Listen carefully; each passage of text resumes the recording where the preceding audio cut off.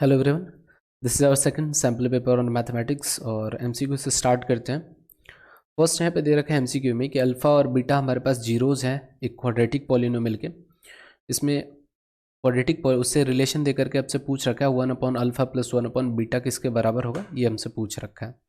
अगर ये हमारे पास क्वाड्रेटिक पॉलिनोमियल इस तरीके से दे रखा है 2x+1, that means alpha plus beta यहाँ पे रिलेशन अगर निकाले तो हमारे पास -b/a होता है, और यहाँ से अगर कैलकुलेट करें तो हमारे पास -2/1 दैट इज़ 2। इसी तरीके से अल्फा इंटू अगर बीटा कैलकुलेट करेंगे तो हमारे पास कितना आ जाएगा c/a, दैट मीन्स 1/1, ये हमारा 1 के बराबर होगा। और जो क्वेश्चन दे रखा है अपने को वैल्यू फाइंड करना है 1/अल्फा प्लस 1/बीटा का। एलसीएम लेकर के सॉल्व करेंगे तो नीचे में हमारे पास अल्फा बीटा आएगा, ऊपर में हमारे पास अल्फा प्लस बीटा, इस तरीके से आ जाएगा। अल्फा प्लस बीटा का वैल्यू हमारे पास -2 है, -2 पुट करेंगे, और अल्फा इंटू बीटा का वैल्यू हमारे पास 1 है, दैट मीन्स इसका पूरे का आंसर हमारे पास कितना आ जाएगा -2। तो ऑप्शन नंबर ए जो होगा इसका करेक्ट आंसर हो जाएगा। नेक्स्ट हमारे पास दे रखा है क्वाड्रेटिक पॉलिनोमियल है, उसका सम ऑफ जीरोज कितना दे रखा है -5 दे रखा है, और प्रोडक्ट हमारे पास दे रखा है जीरोज का 6।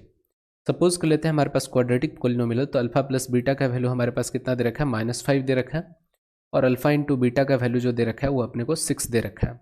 अगर कोई क्वाड्रेटिक पॉलिनोमियल लिखना होता है, जब रूट्स अपने को दे रखा होता है, तो उसका बेसिक सा फॉर्मेट ये होता है x² minus alpha plus beta into x plus alpha into beta. ये हमारे पास क्वाड्रेटिक पॉलिनोमियल का फॉर्मेट होता है। अब इसी फॉर्मेट पे अपन अल्फा प्लस बीटा का वैल्यू पुट करेंगे तो x² minus 5 into x plus 6, तो हमारे पास आ जाएगा x² प्लस 5x प्लस 6 जो होगा इसका करेक्ट आंसर होगा। दैट मीन्स ऑप्शन नंबर ए जो होगा इसका करेक्ट आंसर हो जाएगा। नेक्स्ट क्वेश्चन बोल रखा है यहाँ पे, in a number of 2 digit, 2 digit का नंबर है, unit digit is twice of tens, if 36 is added to the number the digit get reversed. मतलब अब सपोज कर लेते हैं कोई 2 डिजिट का नंबर होगा, तो कुछ इस तरीके से दे रखा है। इसमें रिलेशन हमारे पास ये क्या है, टेंस डिजिट है, टेंस प्लेस पे, और ये हमारे पास क्या है यूनिट प्लेस पे। तो इसमें रिलेशन क्या दे रखा है, फर्स्ट रिलेशन अपने को दे रखा है unit digit is twice the tens, that means y जो है हमारे पास किसके बराबर है 2x के बराबर दे रखा है। ये हमारे पास फर्स्ट रिलेशन क्वेश्चन में ही दे रखा है। सेकंड अपने को बोल रखा है कि इस डिजिट में हम क्या करते हैं, इस डिजिट को जब लिखेंगे तो इस डिजिट को इस तरीके से लिखा जाएगा 10x प्लस वाई। अब इसमें बोला जा रहा है ये डिजिट में हम क्या करते हैं 10 अगर ऐड कर देते हैं, 10 अगर ऐड कर देते हैं तो ये डिजिट क्या होता है रिवर्स कर जाता है, तो उल्टा लिख देंगे 10y प्लस एक्स का फॉर्म ले लेता है। यहाँ से इक्वेट अगर करेंगे तो 10x प्लस वाई जो होगा हमारे पास, इसमें 36 अगर ऐड करते हैं तो हमारे पास दे रहा है ये 10y प्लस एक्स दे देता है। यहाँ से अगर सॉल्व करेंगे तो हमारे पास आ जाएगा 9x minus 9y is equal to -36। यहाँ से इक्वेट करेंगे तो हमारे पास x माइनस वाई का वैल्यू जो होगा हमारे पास -4 आ जाएगा। ये हमारे पास इक्वेशन नंबर सेकेंड है। इक्वेशन फर्स्ट का इस्तेमाल हम लोग कर लेंगे सेकेंड में। इक्वेशन फर्स्ट हमारे पास रिलेशन है, यहाँ से y की जगह पे x से पुट कर देंगे, माइनस कितना हो जाएगा y की जगह पे 2x इज इक्वल टू -4। यहाँ से सॉल्व करेंगे तो -x का वैल्यू अपने पास -4 आ रहा है, तो x का वैल्यू हमारे पास कितना आ रहा है 4 आ जा रहा है। इसी तरीके से x प्लस यहाँ पे x और y में हमारे पास रिलेशन दे रखा है 2x is equal to y दे रखा है, दैट मीन्स y का वैल्यू हमारे पास कितना हो जाएगा 8 हो जाएगा। तो हमारे पास नंबर क्या है, हमारे पास XY नंबर था, दैट मीन्स हमारे पास क्या हो जाएगा 48 हमारे पास क्या हो जाएगा नंबर हो जाएगा। तो ऑप्शन नंबर सी जो होगा इसका करेक्ट आंसर हो जाएगा। नेक्स्ट क्वेश्चन यहाँ पे दे रखा है x and y are 2 different digits, the sum of 2 digit form by using both the digits is a perfect square. यहाँ पे काफ़ी इंपॉर्टेंट क्वेश्चन दे रखा है। यहाँ पे बोल रखा है कि हमारे पास x और y दो नंबर एक दो डिजिट है, इनसे दो नंबर हम क्या क्या फ्रेम कर सकते हैं। तो हम ये इस तरीके से एक नंबर हमारे पास xy हो सकता है, दूसरा नंबर हमारे पास yx हो सकता है। दोनों को बोल रखा है दोनों नंबर को अगर अपन ऐड करते हैं, इस नंबर को अगर लिखेंगे तो हमारे पास कितना हो जाएगा 10x प्लस वाई होगा, और इसको जब लिखेंगे तो हमारे पास कितना हो जाएगा 10y प्लस एक्स। दोनों को ऐड करने पे बोला जा रहा है, दोनों को जब ऐड करते तो अपने को क्या मिलता है परफेक्ट स्क्वायर। परफेक्ट स्क्वायर मिलेगा। तो यहाँ पे ऐड अगर करते हैं तो हमारे पास 11x प्लस 11y जो होगा किसके बराबर हो जाएगा, परफेक्ट स्क्वायर के बराबर। अब यहाँ से 11 अगर कॉमन ले ले तो हमारे पास क्या बच रहा है, एक्स प्लस वाई, ये हमारे पास परफेक्ट स्क्वायर है। अगर ये परफेक्ट स्क्वायर नंबर है, 11 इसका फैक्टर है, दैट मीन्स ये भी हमारा किसके बराबर होना चाहिए, 11, तभी ये क्या हो सकता है, परफेक्ट स्क्वायर हो सकता है। तो ऑप्शन जो होगा हमारे पास क्या हो जाएगा, ऑप्शन बी जो होगा करेक्ट आंसर हो जाएगा इसका। दे रखा है if 1/2 is the root of equation x square plus k x minus 5/4 is equal to 0, find the value of k. इस इक्वेशन में हमारे पास कितने क्वाड्रेटिक हमारे पास इक्वेशन दे रखा है, तो दो रूट्स होगा अल्फा एंड बीटा। सपोज कर लेते हैं कि हमारे पास बीटा जो है 1/2 के बराबर है, अल्फा अपने को पता नहीं। तो अल्फा प्लस यहाँ पे अगर बीटा अगर देखा जाए तो हमारे पास कितना दे रखा है, -5/4 दे रखा है। तो यहाँ से अपन अल्फा कैलकुलेट करेंगे तो हमारे पास कितना हो जाएगा, -5/4 अपॉन 1/2। यहाँ से कैलकुलेट करेंगे तो हमारे पास -5/2, ये हमारे पास अल्फा के बराबर आ जाएगा।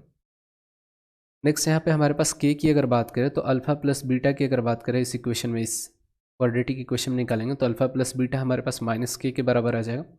अल्फा का वैल्यू हमारे पास -5/2 है, बीटा की अगर वैल्यू की अगर बात करें तो हमारे पास 1/2 है। ऐड करेंगे तो -k के बराबर -4/2 दैट इज -k। यहाँ से सॉल्व करेंगे तो नेगेटिव से नेगेटिव हमारा कैंसिल आउट होगा और 2 जो होगा k के बराबर हो जाएगा। दैट मीन्स ऑप्शन नंबर जो होगा हमारे पास ए जो होगा इसका करेक्ट आंसर हो जाएगा। ये हमारे पास क्वाड्रेटिक इक्वेशन का ही क्वेश्चन है, लेकिन इसमें ट्रांसफॉर्मेशन का रूल लगता है। यहाँ पे अगर एनालिसिस अगर करके देखें तो हमारे पास क्या दे रखा है, x पे पावर 1/3 एक दे रखा है और ये वाला हमारे पास है, और इसको अपन क्या लिख सकते हैं, x पे पावर 1/3 का हम क्या लिख सकते हैं, होल स्क्वायर लिख सकते हैं। तो ऐसे क्वेश्चन में क्या करना है, जो अपने मिडिल टर्म दे रखा होता है, सपोज कर लेते हैं x टू द पावर 1/3 जो दे रखा है, इसको अपन p मान लेंगे। तो x पे पावर 2/3 की अगर बात करें तो ये क्या हो जाएगा, पी स्क्वायर हो जाएगा। या फिर दूसरे तरीके से समझा जाए,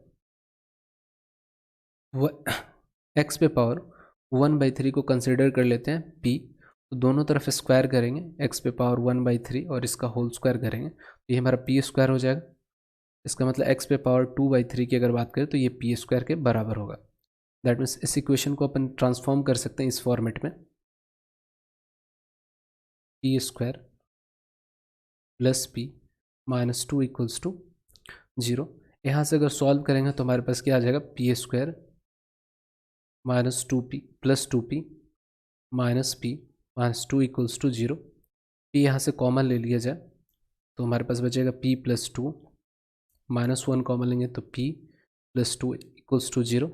ये हमारे पास कॉमन है, कॉमन रिजल्ट है। दैट मीन्स p प्लस 2 की अगर बात करें, या तो हमारे पास ये 0 हो सकता है या p -1 जो हो सकता है हमारे पास 0 के बराबर हो सकता है। तो p का वैल्यू हमारे पास 2 आएगा, एक तो हमारे पास 1 आ जाएगा, या p का वैल्यू जो होगा हमारे पास -2 होगा। p अपन कंसिडर किसको कर रहे हैं, तो x टू द पावर 1/3 को यहाँ से इक्वेट करेंगे, x पे पावर 1/3 इज इक्वल टू 1। अपने को चाहिए x का वैल्यू, तो x की अगर बात करें तो दोनों तरफ क्यूब करना पड़ेगा। 1/3 का क्यूब अगर करेंगे तो हमारे पास इधर भी क्यूब करना पड़ेगा, तो यहाँ से हमारे पास x का वैल्यू कितना आ जाएगा, 1 ही होगा। दूसरी अगर बात कर ले तो हमारे पास x पे पावर 1/3 का वैल्यू हमारे पास कितना है, -2। दोनों तरफ क्यूब करेंगे, तो इधर भी अपने को क्यूब करना पड़ेगा, -2 का होल क्यूब। यहाँ पे x बचेगा तो यहाँ पे कितना हो जाएगा, -8। 2 का क्यूब -8 होता है, और जब भी हमारे पास कोई नेगेटिव साइन रहता है और ऑड नंबर होता है पावर में तो नेगेटिव बाहर आ जाता है। दैट मीन्स x का वैल्यू हमारे पास या तो 1 होगा या फिर -8 होगा। तो ऑप्शन नंबर डी जो होगा इसका करेक्ट आंसर हो जाएगा। नेक्स्ट यहाँ पे असर्शन और रीजन टाइप में दे रखा है क्वेश्चन। यहाँ पे बोल रखा है हमारे पास AP है और इसका फर्स्ट टर्म अपने को -5 दे रखा है, सेकेंड टर्म -1 है, और थर्ड टर्म जो है हमारे पास 3 एंड सो ऑन। बोल रखा है कि इसका कॉमन डिफरेंस जो है हमारे पास 4 दे रखा है, D अपने को 4 दे रखा है। तो यहाँ पे दे रखा है D निकालने का, अगर कोई हमारे पास AP दे रखा है तो कॉमन डिफरेंस निकालने का जो फॉर्मूला होता है A2 - A1। रीजन करेक्ट है, यहाँ पे चेक कर लेते हैं। ये हमारे पास फर्स्ट टर्म है, ये हमारे पास सेकेंड टर्म है, A2 है। तो A2 - A1 अगर करेंगे तो हमारे पास D के बराबर आना चाहिए। A2 हमारे पास दे रखा है -1, उसमें सब्ट्रैक्ट कितने को करना है तो -5 को। यहाँ से देखेंगे तो D का वैल्यू हमारे पास 4 आ रहा है। दैट मीन्स एसर्शन भी हमारे पास करेक्ट है और रीज़न भी इसका करेक्ट है। तो ऑप्शन नंबर ए जो होगा इसका करेक्ट आंसर हो जाएगा। नेक्स्ट क्वेश्चन दे रखा है यहाँ पे AP अपने को दे रखा है, बोल रखा है 210 कितने नंबर वाला टर्म होगा। सपोज कर लेते हैं हमारे पास AN का वैल्यू जो है हमारे पास 210 दे रखा है। फर्स्ट टर्म की अगर बात करें A1 की अगर बात करें तो हमारे पास दे रखा है 21। कॉमन डिफरेंस यहाँ पे देखोगे तो इंक्रीजिंग AP है, 21 2 42। हमारे पास D भी 21 दे रखा है। AN की अगर बात करें तो AN का हमारे पास फॉर्मूला होता है A + n - 1 × D। AN का वैल्यू हमारे पास 210 दे रखा है, A का वैल्यू हमारे पास 21 है, प्लस n - 1 × 21। यहाँ से हमारे पास 21 दोनों तरफ हम डिवाइड कर सकते हैं, तो 210/21। यहाँ से 21 कॉमन लेकर के और यहाँ पे 21 से डिवाइड कर देते हैं, तो हमारे पास क्या बचेगा 1 + n - 1। -1 से 1 कैंसिल आउट हो जाएगा, 21 से 20 और ये 10 टाइम्स में। दैट मीन्स 10 = हमारे पास क्या बचेगा n के बराबर। मतलब जो हमारा 10th टर्म होगा इससे P का वो हमारे किसके बराबर होगा 210 के बराबर। ऑप्शन नंबर बी जो होगा इसका करेक्ट आंसर होगा। नेक्स्ट हमारे पास है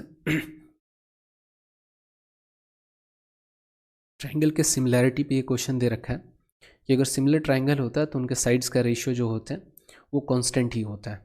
तो अपने पास ये एक छोटा ट्राइंगल एक ये है और एक पूरा बड़ा सा ट्राइंगल है। तो छोटे वाले ट्राइंगल में अगर बात कर ले तो हमारे पास जो बेस दे रखा है, सबसे पहले यहाँ पे लेंगे हम रेशियो n/m की अगर बात करें तो ये किसके बराबर होना चाहिए हमारे पास Pn/lm के बराबर होना चाहिए। n की अगर बात करें तो अपने को c दे रखा है और m की अगर बात करें तो b + c हो जाएगा। En का वैल्यू हमारे को x दे रखा है और यहाँ पे lm की अगर बात करें तो अपने को a दे रखा है। यहाँ से x का वैल्यू अपने को डिटरमाइन करना है, तो x का वैल्यू हमारे पास कितना हो जाएगा Ca/b + c = x। ये हमारे पास ऑप्शन करेक्ट हो जाएगा। मतलब हमारे पास ऑप्शन नंबर बी जो होगा इसका करेक्ट आंसर हो जाएगा। नेक्स्ट क्वेश्चन हमारे पास दे रखा है कि अपने से पूछ रखा है ए बी अपने को 5 दे रखा है, ए सी अपने को 6 दे रखा है, बी सी अपना 4 दे रखा है। इसमें पूछ रखा है length of A P. First यहाँ पे कुछ कॉन्सेप्ट रिवाइज कर लेते हैं। सबसे पहले अगर बात कर ले, इसमें अगर बात कर ले तो एक्सटर्नल पॉइंट हमारा पी जो है कैसा है एक्सटर्नल पॉइंट है। एक्सटर्नल पॉइंट से अगर टेंजेंट की अगर बात करें यहाँ से लेकर के पी तक और यहाँ से ले तक क्यू तक, ये दोनों क्या होता है एक्सटर्नल पॉइंट से टेंजेंट हमारा इक्वल होता है। दैट मीन्स पी ए = हमारे पास किसके बराबर होगा पी क्यू के बराबर होता है। साथ साथ यहाँ पे अगर एक और कॉन्सेप्ट देखें, सपोज कर लेते हैं कि हमारे पास बी ए जो है ये हमारे पास ये वाला लेंथ जो है ये हमारा एक्स है और ये वाला लेंथ जो है हमारे पास वाई है। साथ साथ अगर बात कर ले तो ये हमारे पास ये पॉइंट मैं मान लेता हूँ कि हमारे पास एल पॉइंट है, BC को बीच से कट कर रहा है, तो ये हमारे पास अगर एल हो जाएगा तो यहाँ पे PB की अगर बात करें तो ये भी हमारे पास एल और ये अगर हमारे पास M तो ये भी हमारे पास M हो जाएगा। सबसे पहले ट्राइंगल देखते हैं, ट्राइंगल ABC की बात कर ले। ट्राइंगल ABC का पेरीमीटर निकालते हैं अपन। पेरीमीटर की अगर बात करें तो हमारे पास क्या हो जाएगा x + y + l + m हो जाएगा। वहीं पे अगर टेंजेंट की अगर निकालें PA प्लस हमारे पास है QA की अगर बात करें तो हमारे पास PA का लेंथ कितना हो जाएगा x + l हो जाएगा। वहीं QA की अगर बात करें तो m + y। आप दोनों को इक्वेट करके देखो तो हमारे पास सेम टू सेम आ रहा है, इक्वल आ रहा है। इसका कहने का सिंपल सा मतलब है कि जो हमारा ट्राइंगल बन रहा है उसका जो पेरीमीटर है वो टेंजेंट के दोनों टेंजेंट के सम के बराबर होता है और दोनों टेंजेंट भी हमारे एक्सटर्नल पॉइंट से इक्वल होता है। अब इस क्वेश्चन पे आते हैं। सबसे पहले यहाँ पे दे रखा है ए बी की अगर बात करें तो ए बी अपने को 5 दे रखा है, ये ए बी अपने को 5 दे रखा है। ए सी की अगर बात करें तो ए सी अपने को दे रखा है 6 दे रखा है। बी सी की अगर बात करें तो बी सी हमारा ये जो है ये दे रखा है अपने को 4। तो अपन जानते हैं कि पी ए हमारा जो होगा वो किसके बराबर होगा क्यू ए के बराबर होगा। फर्स्ट थ्योरम है, सर्कल का थ्योरम है। साथ साथ अगर बात करें तो P A plus Q A की अगर बात करें तो ये किसके बराबर होगा, perimeter of triangle A B C. Perimeter की अगर बात करें तो 5 6 प्लस 4 ये हमारे पास किसके बराबर होगा, ये दोनों इक्वल होते हैं तो मान लेते हैं इसको के बराबर। तो के प्लस के ये हमारे पास इसके बराबर 2 के जो होगा हमारे पास किसके बराबर हो जाए, 15 के बराबर हो जाए। दैट मीन्स के का वैल्यू हमारे पास 7.5। ये हमारा हमसे पूछ रखा है पी ए पी पूछ रखा है, तो ए पी हमारा किसके बराबर है, के बराबर है। That means option number D जो होगा इसका करेक्ट आंसर हो जाएगा। नेक्स्ट यहाँ पे दे रखा है sine theta is equal to a by b होता है हमारे पास, तो हमसे पूछ रखा है कॉस थीटा का वैल्यू कितना होगा। सपोज कर लेते हैं कि हमारे पास राइट एंगल ट्राइंगल है और ये हमारे पास थीटा दे रखा है। साइन थीटा की अगर बात करें तो ये हमारे पास क्या होता है, परपेंडिकुलर अपॉन हाइपोटेनस होता है। तो इस थीटा के लिए परपेंडिकुलर हमारे पास क्या है, ये वाला साइड परपेंडिकुलर है। दैट मीन्स ए हमारा ये परपेंडिकुलर हो गया। और हाइपोटेनस की अगर बात करें तो बी। इस बेस की अगर बात करें तो ये रहा हमारे पास बेस। सबसे पहले बेस की अगर बात करें तो पाइथागोरस थ्योरम से हम क्या लिख सकते हैं, base is equal to root under hypotenuse का square that means b square minus perpendicular square a square. हमारे पास बेस आ चुका है और हमारे पास हाइपोटेनस ऑलरेडी है। तो कॉस थीटा की अगर बात करें तो कॉस थीटा हमारे पास क्या होता है, बेस अपॉन हाइपोटेनस होता है। तो बेस हमारे पास कितना दे रखा है, root under b square minus a square, और हमारे पास हाइपोटेनस कितना दे रखा है, बी। तो हमारे पास यहाँ से ऑप्शन नंबर सी जो होगा इसका करेक्ट आंसर हो जाएगा। नेक्स्ट यहाँ पे बोल रखा है the height and length of shadow of a man are equal. एक आदमी यहाँ पे खड़ा है और इसका शैडो जो बन रहा है, अगर ये हमारे पास सपोज कर लेते हैं एक्स है, तो इसका हाइट भी कितना दे रखा है, ये मैन का एक्स है और इसका शैडो का भी लेंथ कितना है, एक्स। तो बोल रखा है कि हमारा सन क्या बोला है, then the angle of elevation of the sun that means angle of elevation आपसे ये थीटा पूछ रखा है। तो यहाँ पे tan थीटा अगर लगाएंगे, tan थीटा थीटा के लिए परपेंडिकुलर हमारा x और साथ साथ बेस भी हमारे पास कितना है, x है। तो x upon x that means 1 आ रहा है।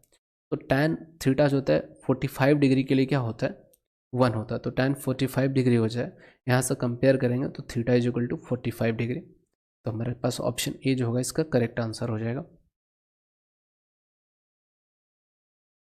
नेक्स्ट यहाँ पे दे रखा है हमारे पास कैसा है, सर्कुलर रिंग दे रखा है form by 2 concentric circle whose radii are 5.7 centimetre and 4.3 respectively.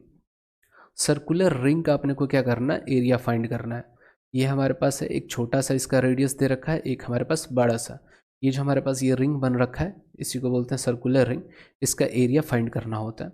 तो सर्कुलर रिंग के केस में अगर बात करें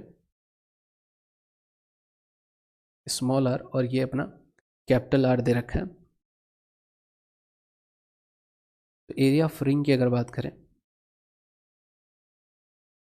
एरिया ऑफ रिंग की अगर बात करें तो इसका फॉर्मूला होता है pi capital R square minus pi small r square. Simple form में लिखे तो हमारे पास pi R plus small r और नेक्स्ट हमारे पास होता है आर माइनस स्मॉल आर।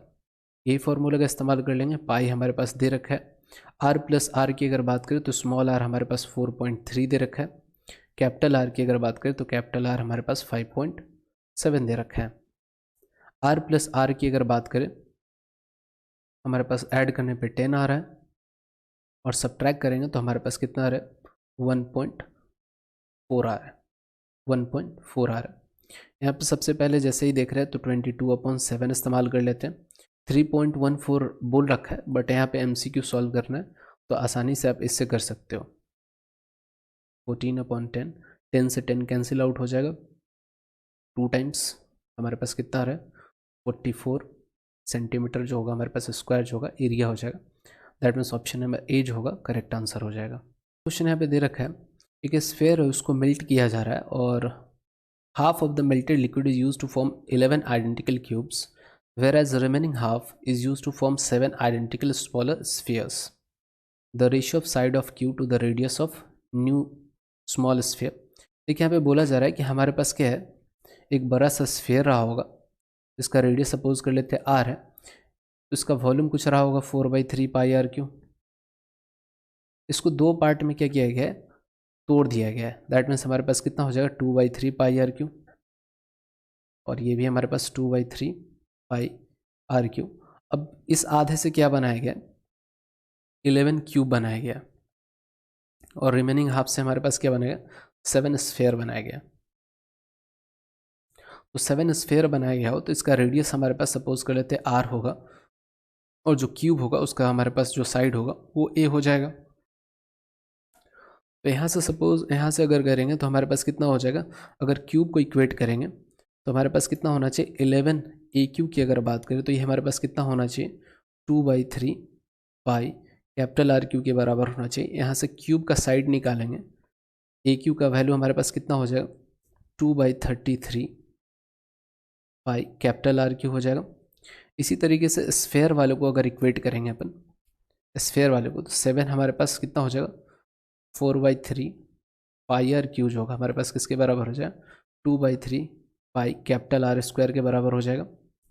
यहाँ से इक्वेट करेंगे तो हमारे पास आर क्यू की वैल्यू की अगर बात करें तो आर क्यू हमारे पास किसके बराबर आ जाएगा, तो यहाँ से 3 से 3 कैंसिल आउट हो जाएगा, पाई से पाई हमारे पास कैंसिल आउट हो रहा है, 2 से यहाँ पे 2, दैट मीन्स आर क्यू का वैल्यू हमारे पास कितना हो जाएगा, आर क्यू अपन कितना हो जाएगा हमारे पास 14 हो जाएगा, आर क्यू अपन 14। यहाँ पे अपने को रेशियो लेना है ए क्यू अपन आर क्यू का, तो ए क्यू का वैल्यू अपन यहाँ पे पुट करेंगे।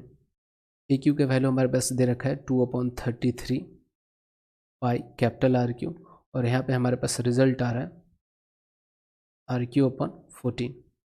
आर क्यू से आर क्यू हमारे पास निपट जाएगा, ऊपर में हमारे पास क्या बचेगा 28 पाई अपॉन 33। सॉल्व करेंगे तो हमारे पास कितना आ रहा है, 28 इंटू 22 अपॉन 7 इंटू 33, 11 2 ज़ा 22, 11 3 ज़ा 33, 7 से अगर कट करें 7 चौका 28, दैट मीन्स हमारे पास ए क्यू अपॉन आर क्यू का वैल्यू हमारे पास कितना आ रहा है 8:3। यहाँ से सॉल्व करेंगे ए बाई आर की अगर बात करें तो कितना हो जाएगा 8/3 टू पावर 1/3। तो ऑप्शन नंबर बी जो होगा हमारे पास करेक्ट हो जाएगा। नेक्स्ट यहाँ पे बोल रखा है कम्यूटेटिव फ्रीक्वेंसी का इस्तेमाल कहाँ पे किया जाता है, तो सिंपल सा है, मीडियन कैलकुलेट करने में इसका इस्तेमाल किया जाता है। तो ऑप्शन नंबर बी जो होगा करेक्ट हो जाएगा। प्रोबेबिलिटी कोई भी इवेंट होने का, तो प्रोबेबिलिटी क्या होता है 0 से 1 के बीच में लाई करता है। क्लियरली ऑप्शन नंबर सी जो होगा करेक्ट होगा। प्रोबेबिलिटी कभी भी नेगेटिव नहीं होता है, या ग्रेटर देन 1 नहीं होता है, या लेस देन 0 नहीं होता है। तो ऑप्शन नंबर ए बी और डी ऐसे ही हमारे पास रॉन्ग है, ऑप्शन नंबर सी जो होगा करेक्ट होगा। बोल रखा है the point A and B on a circle with centre O find the value of x. ये हमारे पास सेंटर है, इसका सेंटर का कोऑर्डिनेट अपने को दे रखा है 2,3 दे रखा है, और दो पॉइंट हमारे पास बी सपोज कर लेते हैं, ये अपने को दे रखा है x,5, और ये ए दे रखा है हमारे पास 4,3। तो सेंटर तक की डिस्टेंस की अगर बात करें तो ये रेडियस के बराबर ही होगा। दैट मीन्स यहाँ से अगर बात कर ले तो हमारे पास क्या हो जाएगा, A O is equal to B O के बराबर, स्क्वायर कर देंगे तो A O square is equal to किसके बराबर होगा, बी ओ स्क्वायर के बराबर हो जाएगा। सबसे पहले अगर बात करें ए ओ हमारा किसके बराबर हो जाएगा, तो 2 - 4 का होल स्क्वायर प्लस 3 - 3 का होल स्क्वायर किसके बराबर होना चाहिए, O B, that means root under x - 2 का होल स्क्वायर प्लस 5 - 3 का होल स्क्वायर। दोनों तरफ स्क्वायर करेंगे तो हमारे पास आ जाएगा 4 + 0 इज इक्वल टू, हमारे पास दोनों तरफ स्क्वायर करेंगे तो ये हमारे पास रूट जो है ये हट जाएगा। इधर हमारे पास क्या बच जाएगा, x - 2 का होल स्क्वायर प्लस हमारे पास 4 बच जाएगा। तो 4 इज इक्वल टू x - 2 का होल स्क्वायर प्लस 4, यहाँ पे 4 से 4 कैंसिल आउट हो जाएगा। That means 0 is equal to x - 2 का क्या हो जाएगा, होल स्क्वायर। एग्जैक्टली अगर सॉल्व करके अगर देखा जाए तो हमारे पास क्या जाएगा, x का वैल्यू हमारे पास 2 हो जाएगा। तो ऑप्शन नंबर सी जो होगा इसका करेक्ट आंसर होगा। नेक्स्ट यहाँ पे बोल रखा है हमारे पास ए और बी दो पॉइंट है लाइन पे। ए का कोऑर्डिनेट अपने को दे रखा है 2, -2, और वहीं बी की अगर बात करें बी का दे रखा है -7, 4, और एक पॉइंट हमारे पास पी है जो इस लाइन को, इन दोनों पॉइंट को क्या कर रहा है, डिवाइड कर रहा है। पी का कोऑर्डिनेट अपने को दे रखा है k, 0। अब बोल रखा है कि ये किस रेशियो में डिवाइड कर रहा है पॉइंट, तो 1:2 के रेशियो में डिवाइड कर रहा है। इसका मतलब ये वाला लेंथ हमारे पास 1 है, यहाँ से यहाँ तक लेंथ 2 यूनिट, ऐसा समझ लीजिए। तो हमारे पास ये m के बराबर दे रखा है और ये हमारे पास n है। तो अगर x कोऑर्डिनेट की अगर बात करें तो इस तरीके से लिखते हैं mx2 plus nx1 upon m plus n। तो यहाँ पे x कोऑर्डिनेट ही अपना कितना दे रखा है, पॉइंट P का k दे रखा है, तो k पुट करेंगे। m अपने पास कितना दे रखा है, ये इसको मैं सपोज कर लूँ तो ये x1 है, ये y1 है, ये हमारे पास x2 दे रखा है, y2 है। m की अगर बात करें हमारे पास 1 है, x2 की बात करें तो हमारे पास -7 है। n की अगर बात करें तो हमारे पास 2 दे रखा है, x1 की बात करें तो अपने पास 2 है। m plus n that means 2 + 1, तो 3k इज इक्वल टू हमारे पास -7 प्लस हमारे पास 4 हो जाएगा। यहाँ पे सॉल्व करें तो -3 is equal to 3k, k का वैल्यू हमारे पास कितना आ जाएगा, -1। तो ऑप्शन नंबर डी जो होगा इसका करेक्ट आंसर हो जाएगा। नेक्स्ट यहाँ पे दे रखा है कि ये जो हमारे पास एसर्शन में दे रखा है, ये number has terminating a decimal fraction. Terminating decimal fraction का ये वैल्यू है हमारे पास दे रखा। डिनोमिनेटर ऑफ इतना can be expressed in the form of p/q where q is not equal to 0 in the form of 2 to the power n into 5 to the power n। तो ये सही रीज़न है। अगर हमारे पास नंबर p/q के form में दे रखा है और q की अगर बात करें, q का प्राइम फैक्टर अगर हमारे पास क्या आता है, सिर्फ 5 टू द पावर m के फॉर्म में है, या 2 टू द पावर m के फॉर्म में है, या फिर हमारे पास सिर्फ 2 to the power m into 5 to the power n के फॉर्म में आता है, इन तीनों फॉर्मेट में ही अगर रहता है तो p/q के पास क्या होता है, टर्मिनेटिंग डेसिमल एक्सपेंशन होता है। तो ये भी हमारे पास असर्शन भी सही है और रीज़न भी सही है। तो ऑप्शन नंबर ए जो होगा इसका करेक्ट आंसर हो जाएगा। एक इक्विलेटरल ट्रायंगल दे रखा है, उसका साइड 24 है और altitude that means height find करने के लिए बोल रखा है। इक्विलेटरल ट्रायंगल में हाइट की अगर बात करें तो √3/2a जो होता है हाइट होता है, that means √3/2 into 24 centimetre, 12√3 centimetre जो होगा ट्रायंगल का हाइट हो जाएगा। नेक्स्ट यहाँ पे देखिए, in the given figure point P external point से दो टेंजेंट PT और PS यहाँ पे खींचा गया है। यहाँ पे अगर बात करें तो ये हमारे पास 90 डिग्री का फॉर्मेशन करेगा। साथ साथ बोल रखा है हमारे पास सच दैट SPT की अगर बात करें, SPT टोटल हमारे पास क्या दे रखा है, 120। ये टोटल रेड कलर वाला जो दे रखा है सेक्शन हमारे पास 120 दे रखा है। तो हमसे पूछ रखा है प्रूफ करने के लिए OP is equal to 2PS। सबसे पहले यहाँ पे अगर देख लिया जाए तो ये अगर पूरा 120 दे रखा है, मतलब ये वाला भी 60 डिग्री हो जाएगा और ये वाला भी हमारे पास 60 डिग्री का कॉन्सेप्ट है।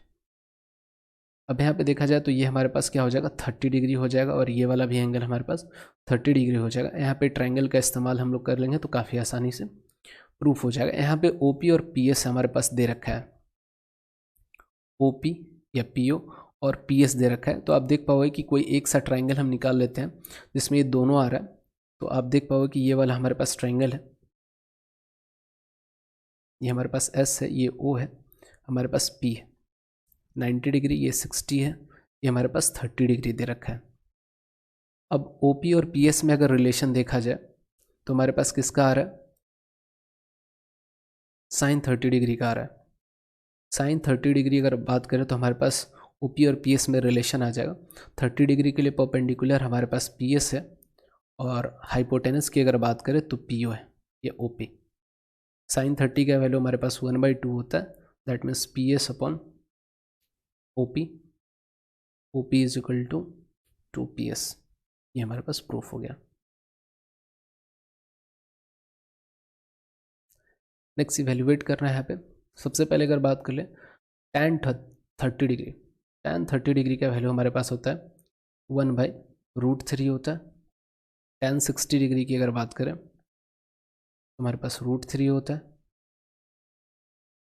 cosec 30 डिग्री की अगर बात करें तो इसका वैल्यू 2 होता है। tan 45 की अगर बात करें या फिर cot 45 की अगर बात करें तो इन दोनों का ही वैल्यू 1 के बराबर होता है। वैल्यू पुट करेंगे, tan 30 का वैल्यू हमारे पास 1/√3 का होल स्क्वायर, tan 60 की अगर बात करें मतलब √3 का whole square, cosec 30 that means 2 minus tan 41 that means 1। यहाँ पे सॉल्व करेंगे cot 45 का स्क्वायर दैट मीन्स 1 का स्क्वायर, फर्दर सॉल्व करेंगे तो 3 × 1/3 प्लस 3 प्लस 2 माइनस 1 अपॉन हमारे पास 1 आ जाए। ये कट के ऑप्शन ये हमारे पास होगा 1 + 3 + 2 माइनस 1, यहाँ से -1 से +1 कट जाएगा, यहाँ पे 1 दैट मीन्स ऑप्शन हमारे पास क्या बच रहा है 5 इसका आंसर हो जाएगा।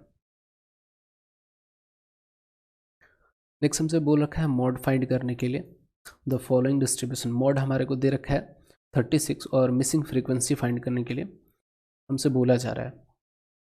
तो मॉड की अगर बात करें तो मॉड हमारा 36 दे रखा है, तो यहाँ से क्लियरली पता चल रहा है कि मॉडल क्लास मतलब किसके किस मॉड जो भी हमारा मॉड है किस रेंज में पड़ रहा होगा। तो मॉडल क्लास यहाँ से क्लियरली पता चल रहा है, मॉडल क्लास हमारे पास क्या हो जाएगा 32 40 के ये वाला हमारा मॉडल क्लास हो जाएगा। मॉडल क्लास अगर हमारे पास दे रखा है तो ये हमारे पास मॉडल फ्रीक्वेंसी f1 हो जाएगा, ये हमारे पास f0 के बराबर, और 12 जो होगा हमारे पास f2 हो जाएगा। मोड का फॉर्मूला हमारे पास होता है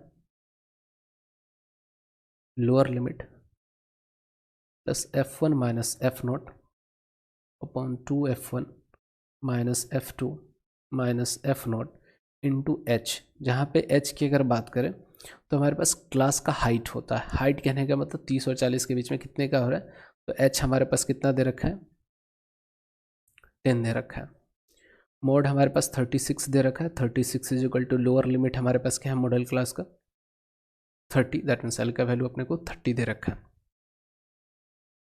हमारे पास f1 की अगर बात करें तो f1 हमारे पास 16 है, तो प्लस f1 माइनस f0 का वैल्यू हमारे पास f ही दे रखा है, तो 16 माइनस f इंटू हमारे पास कितना हो जाए h का वैल्यू हमारे पास 10 है, और यहाँ पे अगर देखें तो 2f1 that means 32 minus f2 that means 12 minus f0 that means f।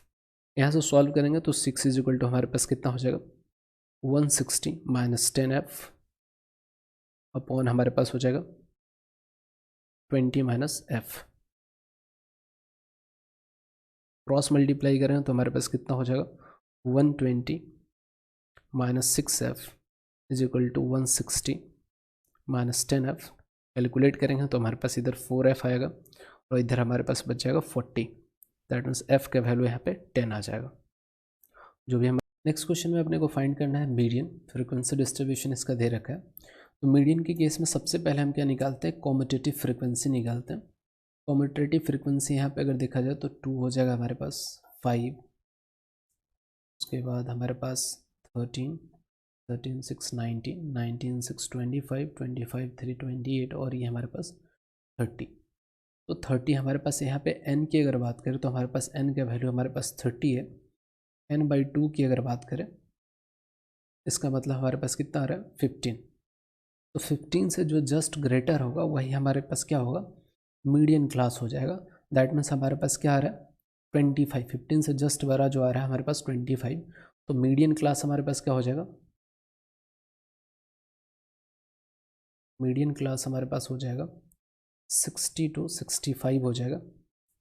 यहाँ पे इससे अगर बात करें तो h का वैल्यू हमारे पास कितना दे रखा है, क्लास हाइट की अगर बात करें तो 5 दे रखा है। लोअर लिमिट की अगर बात करें तो हमारे पास 60 है।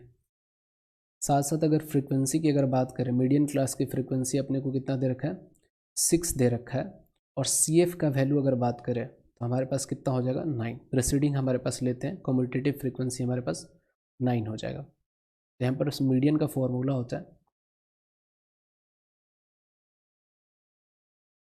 L plus n/2 minus CF upon f into h होता है। ये हमारे पास मीडियन का फॉर्मूला होता है। लोअर लिमिट अपने को दे रखा है 60, n/2 की अगर बात करें तो n/2 हमारे पास कितना है 15, और CF की अगर बात करें तो हमारे पास क्या है CF 9 है। तो 15 माइनस कितना हो जाएगा 9, हाइट की अगर बात करें तो 5 है, और फ्रीक्वेंसी अपने को दे रखा है मीडियम क्लास का फ्रीक्वेंसी अपने पास कितना है 6।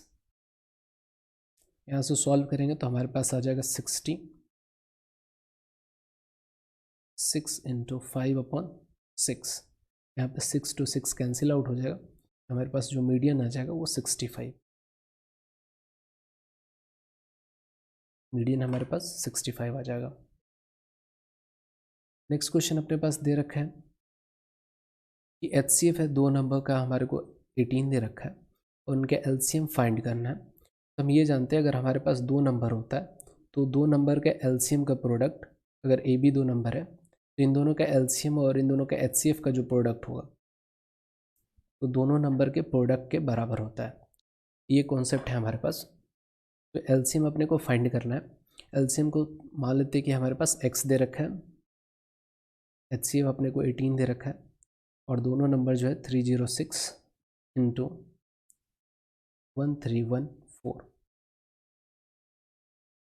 6 टाइम्स में काटे तो 3 से कट जाएगा और ये 6 से 51, 3 से ये फिर से कट जाएगा 17 टाइम्स में।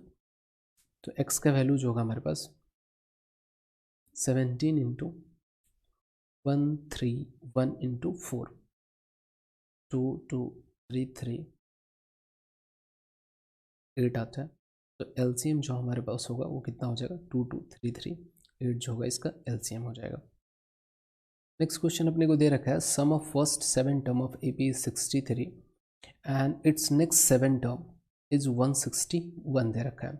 कहने का सिंपल सा मतलब है हमारे पास टोटल 14 टर्म है। ये हमारे पास फर्स्ट टर्म है, ये सेकेंड है, थर्ड है, ये 6th टर्म है, ये 7th टर्म है, इसके बाद 8th टर्म आएगा, 9th टर्म एंड यहाँ से लेकर के 14th टर्म तक। यहाँ पे एग्जैक्टली ये दे रखा है हमारे पास फर्स्ट से लेकर के 7 टर्म का जो हमारे पास 7 है, S7 की अगर बात करें तो हमारे पास 63 दे रखा है और A8 से लेकर के A14 तक के सम की अगर बात करें तो ये अपने को दे रखा है 161। तो 8 से 14 तक का हम सम कैसे निकाल सकते हैं? तो टोटल 14 टर्म का सम निकालेंगे, उसमें से 7 टर्म का सम अगर सब्ट्रैक्ट कर देंगे तो हमारे पास क्या आ जाएगा 8 से लेकर के 14 टर्म तक का हमारे पास सम आ जाएगा। तो यहाँ से S14 का हमारे पास वैल्यू कितना आ जाएगा? तो S14 का वैल्यू आ जाएगा 161 प्लस S7। एग्जैक्टली कैलकुलेट करेंगे तो हमारे पास 161 प्लस 63 224 हमारे पास क्या आ जाएगा S14 आ जाएगा। यहाँ पे अगर बात कर ले तो जो भी हमारे पास फर्स्ट टर्म तो ए ही दे रखा है, कॉमन डिफरेंस के बारे में हम नहीं जानते तो कॉमन डिफरेंस अज्यूम कर लेते हैं। अगर ए पी है तो कुछ कॉमन डिफरेंस डी रहा होगा इस केस में। S7 की अगर बात करें तो S7 हमारे पास कितना हो जाएगा 7/2 2a प्लस 6d, ये हमारे पास हो रखा होगा। यहाँ से S7 की अगर बात करें तो हमारे पास 63 is equal to 7/2 into 2a plus 6d, इस तरीके से लिख सकते हैं।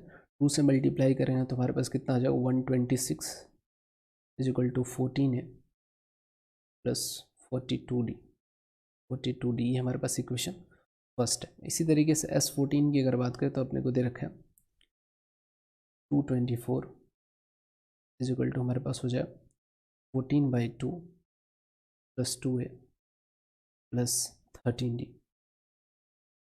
यहाँ से सब कट करेंगे तो 7 टाइम्स में, that means 224 is equal to 14a plus 91d। हमारे पास इक्वेशन नंबर कितना है 2 है। इक्वेशन 2 माइनस इक्वेशन फर्स्ट अगर कर लेते हैं तो इक्वेशन 2 हमारे पास कितना हो जाएगा 224 is equal to 14a plus 91d और ये हमारे पास है 126 is equal to 14a plus 42। Subtract करेंगे तो हमारे पास रिजल्ट आ जाएगा 8 और हमारे पास 20, हमारे पास 11 है, 98 आ जाएगा हमारे पास रिजल्ट। यहाँ पे 14a से 14a कैंसिल आउट, 91 में से अगर 42 चला जाता है तो हमारे पास कितना बचेगा 49d। यहाँ से d कैलकुलेट करेंगे तो d का वैल्यू हमारे पास कितना आ रहा है 2 आ रहा है। d का वैल्यू हमारे पास 2 आ रहा है। डी का वैल्यू अब हमारे पास एग्जैक्टली 2 आ चुका है। एग्जैक्टली अब देखें तो यहाँ पे हमारे पास डी का वैल्यू एग्जैक्टली 2 आ चुका है। सेवन्थ टर्म की अगर बात करें तो S7 को हम क्या लिख सकते हैं, 7/2 2a प्लस 6d, इस तरीके से लिख सकते हैं। हमारे पास दे रखा है 63 = 7/2, ए का वैल्यू हम जान 2a, डी का वैल्यू हमारे पास है तो ये कितना हो जाएगा 12। सॉल्व करेंगे यहाँ पर 18 = 2a plus 12, that mean 6 = 2a, ए का वैल्यू हमारे पास 3 आ जाएगा। तो हमसे पूछ रखा है AP लिखने के लिए फाइंड द AP, तो ए हमारे पास 3 है, डी की अगर बात करें तो हमारे पास 2 है, तो हमारे पास AP जो होगा 3, 5, 7, 9, 11, 13 एंड सो ऑन, ये हमारे पास AP हो जाएगा। नेक्स्ट क्वेश्चन दे रखा है sine theta plus cos theta is equal to √2, prove करना है tan theta plus cot theta is equal to 2 के बराबर। फर्स्ट यहाँ पे अगर देख लिया जाए sine theta plus cos theta is equal to √2 दे रखा है, दोनों तरफ स्क्वायरिंग कर लेते हैं। दोनों तरफ जैसे ही स्क्वायर करेंगे तो sine square theta plus cos square theta plus 2 sign theta into cos theta हमारे पास किसके बराबर आ जाएगा, 2 के बराबर। ये हमारा वैल्यू 1 हो जाएगा, that means 1 plus 2 sign theta into cos theta की अगर बात करें तो 2 के बराबर हो जाएगा साइन थीटा, तो कॉस थीटा का वैल्यू हमारे पास अब 1 के बराबर। ये हमारे पास इक्वेशन फर्स्ट आ गया। अब इसको सॉल्व कर लेते हैं। हमारे पास टैन थीटा दे रखा है तो sine theta upon cos theta इसको लिख सकते हैं, कॉट थीटा को लिखा जा सकता है cos theta upon sine theta. LCM लेकर के सॉल्व करेंगे तो sign theta into cos theta होगा हमारे पास, क्रॉस मल्टीप्लाई तो sine square theta plus cos square theta. Solve करेंगे तो ऊपर में हमारे पास 1 बचेगा, नीचे हमारे पास sine theta into cos theta. Sine theta into cos theta की अगर वैल्यू की अगर बात करें तो हमारे पास कितना हो जाएगा 1/2। यहाँ पे वैल्यू पुट करेंगे 1/1/2, तो हमारे पास एग्जैक्टली आंसर कितना आ रहा है। तो एक इसको सॉल्व कर रहे थे हम लोग टैन थीटा को, तो हमारे पास कितना आ रहा है tan theta plus cot theta का वैल्यू हम सॉल्व कर चुके हैं, ये 2 के बराबर होगा।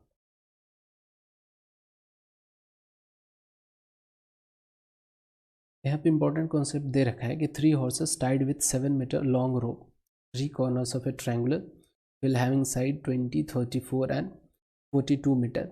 ये जस्ट कंफ्यूज करने के लिए अपने को दे रखा है, 3 डिफरेंट साइड्स दे रखे हैं, या हो सकते हैं स्टैंडर्ड केस में इक्विलेटरल ट्रायंगल देता है। समझ लेते हैं सबसे पहले कि हमारे पास ये ट्रायंगल दे रखा है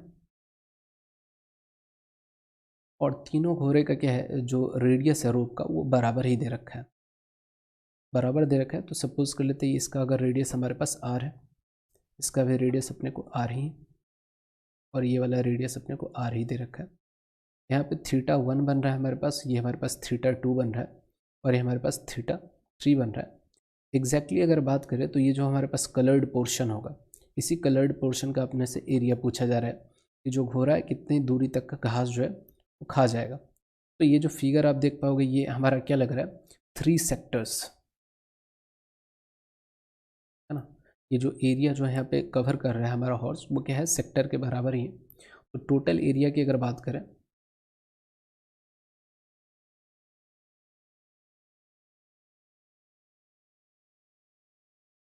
ग्रेज्ड बाय हॉर्स, हॉर्स कितना एरिया ग्रेज करेगा, तो हमारे पास क्या होगा 3 हमारे पास क्या है सेक्टर है। सेक्टर का एरिया हमारे पास कितना होता है πr² θ1 अपॉन कितना लिखेंगे 360 degree, πr² θ2 upon 360 degree plus πr² 360 degree into θ3। यहाँ से कॉमन हमारे पास एग्जैक्टली क्या होगा πr² अपॉन 360 डिग्री कॉमन हो जाएगा, और हमारे पास बचेगा क्या θ1 प्लस θ2 प्लस θ3। एग्जैक्टली ये हमारे पास ट्रायंगल है, तो ट्रायंगल में इंटीरियर एंगल का सम जो होता है वो किसके बराबर होता है हमेशा, तो 180 के बराबर होता है। तो यही वैल्यू हम लोग इस्तेमाल कर लेंगे यहाँ पे। तो πr² upon 360 degree into 180 degree अगर पुट करते हैं तो 180 से 360 2 टाइम्स, दैट मीन्स हमारे पास टोटल एरिया जो आ जाएगा पाई r स्क्वायर बाई 2। तो जब भी इस तरीके का क्वेश्चन आता है, रेडियस अगर हमारे पास सेम है, दैट मीन्स जो भी हमारे पास एरिया बनेगा तीनों कॉर्नर पे, जो तो हॉर्स ग्रेज करेगा वो किसके बराबर होगा, पाई r स्क्वायर बाई 2 के बराबर ही होगा। तो यहाँ पे आंसर सॉल्व कर लेते हैं। Total area grazed, total area grazed by the horse किसके बराबर हो जाएगा, पाई r स्क्वायर बाई 2। पाई की वैल्यू हमारे पास 22/7, आर की वैल्यू की अगर बात करें 7 दे रखा है, दैट मीन्स 49/2 मीटर स्क्वायर। 7 से 7 टाइम्स में, ये 2 से हमारे पास 11 टाइम्स में, दैट मीन्स 77 मीटर स्क्वायर जो होगा एरिया जो होगा ग्रेज होगा। नेक्स्ट क्वेश्चन हमारे पास ये फिगर दे रखा है, ए ओ बी हमारे पास एक सेक्टर है, सेंटर पे 60 डिग्री का एंगल का फॉर्मेशन है, रेडियस यहाँ पे 17 दे रखा है, A P is perpendicular to O B और ए पी का लेंथ अपने को 15 दे रखा है। फाइंड करना है area of shaded region. Area of shaded region हमारे पास ये रहा। तो एरिया ऑफ शेडेड रीजन की अगर बात करें, एरिया ऑफ शेडेड रीजन इस तरीके से कैलकुलेट किया जा सकता है। तो जो भी हमारे पास सेक्टर है यहाँ पे बन रहा है, सेक्टर में से ट्राइंगल का एरिया सब्ट्रैक्ट कर लेंगे। Area of sector minus area of triangle APO, हमारे पास एरिया ऑफ शेडेड रीजन यहाँ पे निकल के आ जाएगा। फर्स्ट ऑफ ऑल यहाँ पे हम लोग सब ओपी, ये ट्राइंगल जो हमारे पास दे रखा है, इसका कैलकुलेशन कर लेंगे। तो एरिया ऑफ सबसे पहले हम ट्राइंगल का ही निकालेंगे, तो उसके लिए ओपी अपने को रिक्वायर्ड है। tan 60 का वैल्यू यहाँ पे एज्यूम कर लेते हैं, tan 60 डिग्री हमारे पास कितना हो जाएगा, perpendicular, that means A P upon O P. tan 60 का वैल्यू हमारे पास √3 होता है, ई पी का वैल्यू हमारे पास 15 दे रखा है upon O P. O P का वैल्यू यहाँ से कट करेंगे तो हमारे पास √3 से 15, 5√3 टाइम्स में डिवाइड हो जाएगा, दैट मीन्स ओ पी हमारे को 5√3 दे रखा है। यहाँ पे एरिया ऑफ सेक्टर की अगर बात करें तो पाई r square 60 degree upon 360 degree minus हमारे पास कितना हो जाएगा 1/2, बेस हमारे को दे रखा है 5√3 और हाइट अपने को 15 दे रखा है। यहाँ से कैलकुलेट करेंगे तो पाई r की जगह पे हम 17 पुट करेंगे, 17 का स्क्वायर अपॉन 6 माइनस 75√3/2।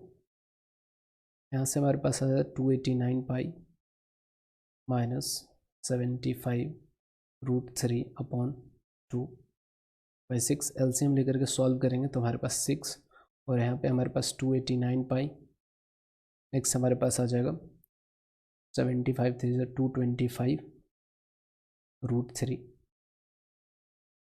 कैलकुलेशन की अगर बात करें तो 289 जो होता है, 289 पाई की अगर मल्टीप्लाई करेंगे, 289 पाई जो होगा हमारे पास 907 पॉइंट हमारे पास 9 के बराबर आता है, और 225 को √3 से मल्टीप्लाई करेंगे तो हमारे पास एग्जैक्ट आएगा 389.7 अपॉन हमारे पास 6, और ये दे रखा है हमारे पास सारा सेंटीमीटर में, तो हमारे पास क्या है सेंटीमीटर स्क्वायर आपको पुट कर देना है।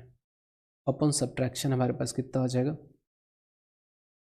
518.2 अपॉन 6 सेंटीमीटर स्क्वायर। उसको हम जैसे ही कैलकुलेट करेंगे तो हमारे पास आंसर जो आएगा 86.3 सेंटीमीटर स्क्वायर जो होगा इसका आंसर हो जाएगा। नेक्स्ट यहाँ पे देखा है मीन फाइंड करने के लिए बोल रखा है। फ्रीक्वेंसी डिस्ट्रीब्यूशन का दे रखा है अपने को, मीन दे रखा है 18 दे रखा है। यहाँ पे फाइंड करना है, क्लास है फाइंड द मिसिंग फ्रीक्वेंसी।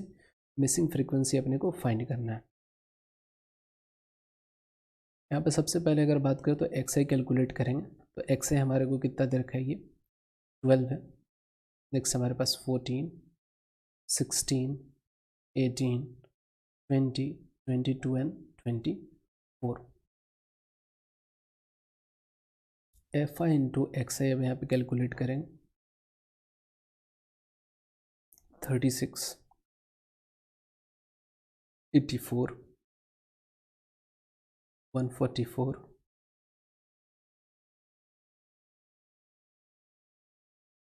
34, 34 18 54 तो 4 5 18 कम 8 5 13 234 और यहाँ पे हमारे पास 20f प्लस 110 96।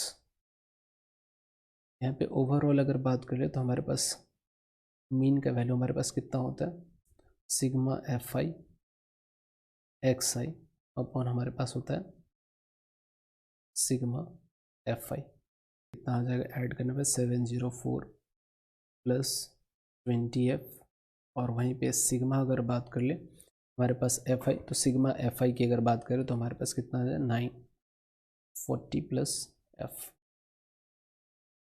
हमारे पास मीन दे रखा है 18, तो 18 is equal to 704 plus 20f upon 40 plus f हो जाएगा। यहाँ से कैलकुलेट करेंगे फर्दर अपन, कैलकुलेट करेंगे तो हमारे पास कितना आ जाएगा, cross multiply 720 plus 18f equals to 704 plus 20f।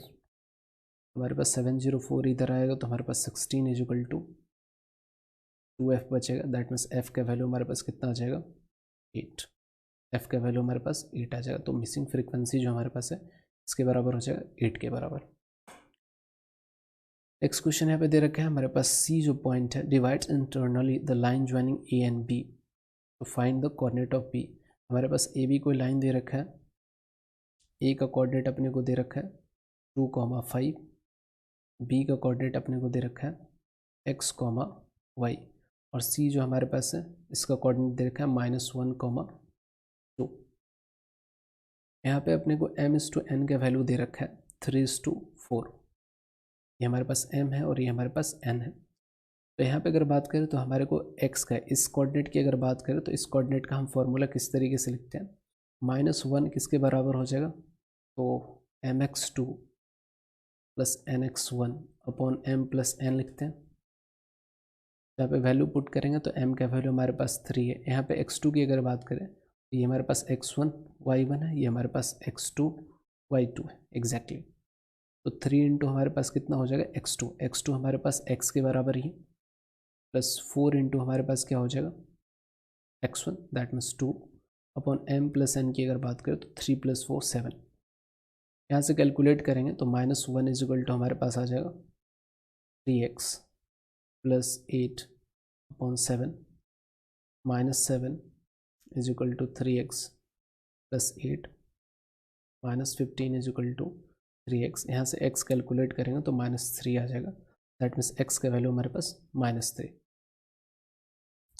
इसी तरीके से अगर देख लिया जाए तो y का वैल्यू भी अपन कैलकुलेट कर सकते हैं सेम टू सेम फॉर्मूले के हिसाब से।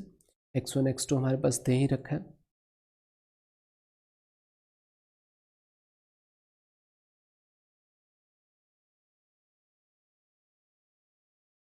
यहाँ से कैलकुलेट कर लेते हैं। हमारे पास यहाँ पे y का वैल्यू हमारे पास दे रखा है 2 इक्वल्स टू हमारे पास कितना हो जाएगा my2 plus ny1 upon m plus n। 2 equals to हमारे पास कितना हो जाएगा, m का वैल्यू हमारे पास 3 दे रखा है, y2 का वैल्यू अगर बात करें तो y के बराबर है, n की बात करें तो 4 और y1 हमारे पास कितना है 5 अपॉन m प्लस n की अगर बात करें तो 3 + 4 7। 14 equals to 3y plus 20 subtract होगा तो हमारे पास बचेगा कितना -6 is equal to 3y that means -2 is equal to y। y का वैल्यू भी हमारे पास आ चुका है, y का वैल्यू हमारे पास -2 हो जाएगा। नेक्स्ट क्वेश्चन में बोल रखा है prove that the diagonals of A B C D with vertices A B C अपने को दे रखा है इक्वल है एंड बाइसेक्ट ईच अदर। एक रेक्टेंगल का वर्टाइसेस दे रखा है, यहाँ पे अपने को प्रूफ करना है कि इनके जो डायगोनल्स है एक दूसरे को बाइसेक्ट करते हैं। तो सिंपल से यहाँ पे कॉन्सेप्ट ये लगाना है कि अगर डायगोनल्स एक दूसरे को बाइसेक्ट करें इसका मतलब क्या होगा, डायगोनल का मिड पॉइंट दोनों का सेम आना चाहिए। अगर इसको मैं ए मान लेता हूँ, ये बी हो जाएगा, ये अपने पास सी हो जाएगा, ये अपने पास डी हो जाएगा। पॉइंट ए की अगर बात करें, एक कोऑर्डिनेट हमारे पास दे रखा है 2, -1। बी की अगर बात करें तो दे रखा है 5, -1। सी की बात करें तो दे रखा है 5, 6 और डी हमारे पास 2 and 6। डायगनल की अगर बात करें तो डायगनल हमारे पास ए सी है। सबसे पहले ए सी कैलकुलेट करेंगे तो रूट अंडर हमारे पास कितना आ जाएगा 5 माइनस 2 का whole square plus 6 minus minus plus 1 का होल स्क्वायर। सिंपल सा कैलकुलेट करेंगे तो हमारे पास कितना आ जाएगा 9 प्लस 49 रूट अंडर 58 यूनिट आ रहा है। रूट अंडर 58 यूनिट हमारे पास ए सी आ रहा है। इसी तरीके से हम लोग निकालेंगे बी डी। बी डी की अगर बात की जाए तो हमारे पास कितना आ रहा है 2 कॉमा माइनस 5 का whole square plus 6 minus minus plus 1 whole square. That means हमारे पास कितना आ जाएगा रूट अंडर 3 के square 9 plus 749 root under 58 unit हमारे पास आ रहा है। हमारे पास डायगोनल हम लोगों ने दिखा शो कर चुके हैं यहाँ पे कि डायगोनल हमारा दोनों क्या है इक्वल है। डायगोनल का मिड पॉइंट को मैं मान लेता हूँ। मिड पॉइंट ऑफ सबसे पहले ए सी निकालते हैं।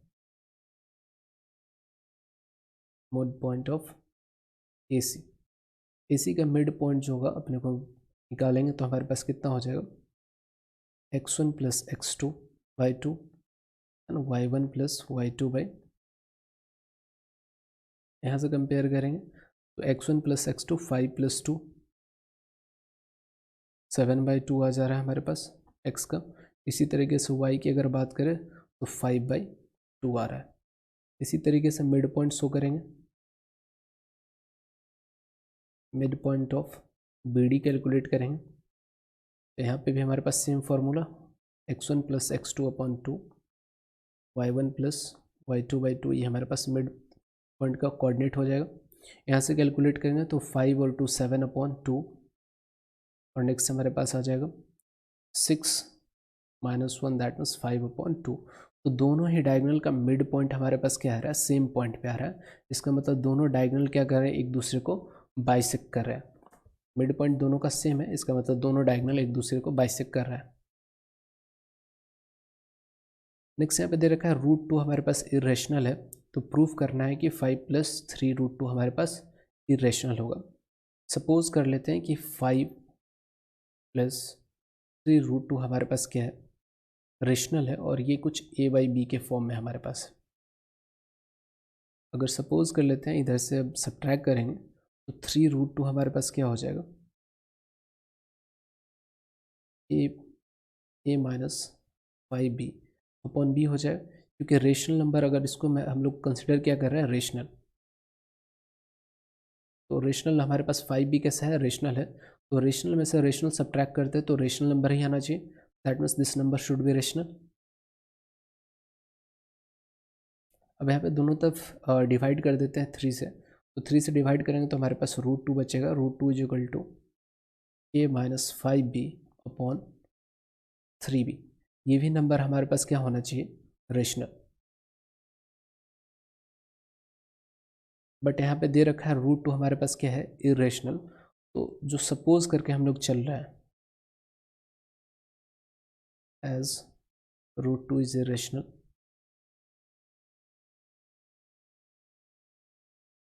means our assumption is wrong.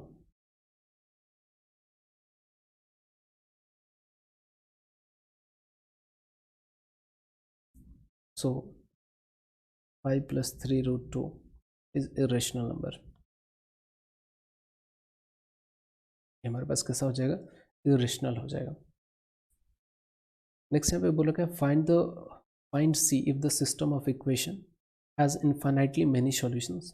अगर हमारे पास इन्फाइनाइटली मैनी सॉल्यूशंस की अगर बात करें तो a1 अपॉन a2 जो होता है ये b1 upon b2 equals to c1 upon c2 के बराबर होता है। ये सारे बराबर होते हैं। तो यहाँ के x का कोफिशिएंट अपने को c दे रखा है, यहाँ पे x का कोफिशिएंट 12 है, यहाँ पे y का कोफिशिएंट 3 है, यहाँ पे c है। इसका मतलब हमारे पास क्या हो जाएगा c अपॉन 12 इक्वल्स कितने होना चाहिए 3 अपॉन c इक्वल्स टू हमारे पास कितना होना चाहिए c है तो 3 माइनस सी किसके बराबर होना चाहिए हमारे पास माइनस सी के बराबर होना चाहिए। यहाँ से कैलकुलेट कर लेंगे तो हमारे पास सी स्क्वायर इज इक्वल टू कितना लिख सकते हैं 12 इंटू 3 दैट मीन्स 36 तो सी की अगर बात करें, सी स्क्वायर का वैल्यू, सी की अगर बात करें तो हमारे पास +-6 आ जाएगा इसका आंसर। सी का वैल्यू हमारे पास +-6 हो जाएगा, तो इसके पास इन्फाइनाइटली मेनी सॉल्यूशंस होंगे। नेक्स्ट क्वेश्चन बोल रखा है सॉल्व करना है यहाँ पे एक्स और वाई का वैल्यू। हमारे पास एग्जैक्टली क्या दे रखा है, 2x - y = -3 अपने को दे रखा है इक्वेशन फर्स्ट, और इक्वेशन सेकंड अपने को दे रखा है 3x - 5y = -1। ये अपने को इक्वेशन सेकंड दे रखा है। फर्स्ट इक्वेशन को अपन मल्टीप्लाई कर देते हैं 5 से, और सेकंड को अपन मल्टीप्लाई कर देते हैं 1 से। तो फर्स्ट इक्वेशन हमारा कुछ इस तरीके से हो जाएगा, 10x - 5y = -15। इसी तरीके से 1 से मल्टीप्लाई करेंगे 3x - 5y = -1। सब्ट्रैक्ट करेंगे माइनस, तो ये प्लस और ये हमारे पास प्लस, 5y से 5y हमारे पास कैंसिल, 7x = हमारे पास कितना हो जाएगा, -14। x का वैल्यू हमारे पास यहाँ से आ रहा है -2 आ जा रहा है। वो इस इक्वेशन में x का वैल्यू -2 पुट कर देना है अपने को, तो 2 × -2 -y +3 = 0। हमारे पास -4 + 3 = y हो जाएगा, दैट मीन्स -1 = y। एक्स और वाई का हमारे पास वैल्यू आ चुका हमारे पास है। The angle of elevation of an aeroplane from A point on the ground is 60 degree after a flight of 30 seconds, the angle of elevation become 30 degree. The aeroplane is flying at a constant height of 3000√3। अपने को ये जो height दे रखा है, ये दे रखा है h, ये कांस्टेंट हाइट पे हमारे पास एरोप्लेन क्या हो रहा है, फ्लाई कर रहा है। तो हमारे पास h का वैल्यू जो दे रखा है, ये अपने को दे रखा है 3000√3 मीटर दे रखा है। और यहाँ पे अगर बात करें तो कंडीशन ये दे रखा है कि पहले जो हमारे पास एंगल जो बन रहा था वो कितना बन रहा था, ये हमारे पास 60 डिग्री बन रहा था। अब ये वाला जो एंगल है हमारे पास कितना बन रहा है, 30 डिग्री बन रहा है। तो 60 से 30 डिग्री बनने में, दैट मीन्स ये डिस्टेंस ट्रेवल करने में कितना सेकेंड लग रहा है, तो 30 सेकेंड्स का समय लग रहा है। तो यहाँ पे सपोज कर लेते हैं कि हमारे पास जो ये डिस्टेंस दे रखा है, ये अपन एक बार x मान लेते हैं यहाँ से यहाँ तक का डिस्टेंस, और एक बार टोटल डिस्टेंस अपन y मान लेते हैं, y। जो 30 सेकेंड में जो डिस्टेंस ट्रेवल किया हमारा एरोप्लेन, वो क्या हो जाएगा हमारे पास, d हो जाएगा। तो हमसे पूछा गया एरोप्लेन का स्पीड कितना होगा। फर्स्ट यहाँ पे x की अगर बात करें तो छोटा वाला ट्राइंगल है हमारे पास इस तरीके से, यहाँ पे 60 डिग्री बन रहा है, ये हमारे पास x और ये हमारे पास दे रखा है 3000√3 दे रखा है। यहाँ पे tan 60 की वैल्यू की अगर बात करें, tan 60 डिग्री हमारे पास कितना हो जाएगा, perpendicular upon base, that means 3000√3 upon x। tan 60 की वैल्यू हमारे पास √3, तो 3000√3 अपॉन x, तो x का वैल्यू हमारे पास कितना आ जाएगा, 3000 मीटर हो जाएगा। x का वैल्यू हमारे पास 3000 मीटर है। इसी तरीके से y निकालेंगे तो एक बड़ा वाला ट्राइंगल यहाँ पे लेंगे, ये टोटल डिस्टेंस हमारा y है, ये हमारे पास हाइट जो है ये दे रखा है 3000, कांस्टेंट हाइट पे हमारे पास एरोप्लेन अगर उड़ रहा है, और ये एंगल हमारे पास 30 डिग्री है। tan 30 यहाँ पे एज्यूम करेंगे, हमारे पास कितना हो जाएगा, perpendicular, that means 3000√3 upon y। यहाँ से y कैलकुलेट करेंगे तो y = हमारे पास कितना हो जाएगा, tan 30 मल्टीप्लाई करेंगे तो 3000√3 इंटू कितना हो जाएगा, √3 हो जाएगा। तो y का वैल्यू हमारे पास कितना हो जाएगा, 9000 हो जाएगा, 9000 मीटर। तो यहाँ पे अगर d की अगर बात करें तो d हमारा कितना हो जाएगा, y - x, that means 9000 - 3000 metre. तो d का वैल्यू हमारे पास एग्जैक्टली 6000 मीटर आ रहा है। तो स्पीड का वैल्यू हमारे पास क्या होता है, स्पीड = होता है डिस्टेंस बाई टाइम। तो अपने को डिस्टेंस एरोप्लेन जो 30 सेकेंड में कवर कर रहा है वो कितना है, 6000 मीटर है, और टाइम कितना ले रहा है, 30 सेकेंड्स ले रहा है। 10 से 10 कैंसिल आउट हो जाएगा, तो 200 मीटर पर सेकेंड जो होगा वो हमारे पास एरोप्लेन का क्या होगा, स्पीड होगा। Standing on horizontal plane, flying find a bird flying at a distance of 200 meter from him at an elevation of 30 degree. Deepa is standing on a 50 meter high building. Find the angle of elevation of the same bird to be 45 degree. Amit and Deepak are on opposite side of the bird. यहाँ पे देखिए बोला क्या जा रहा है exactly.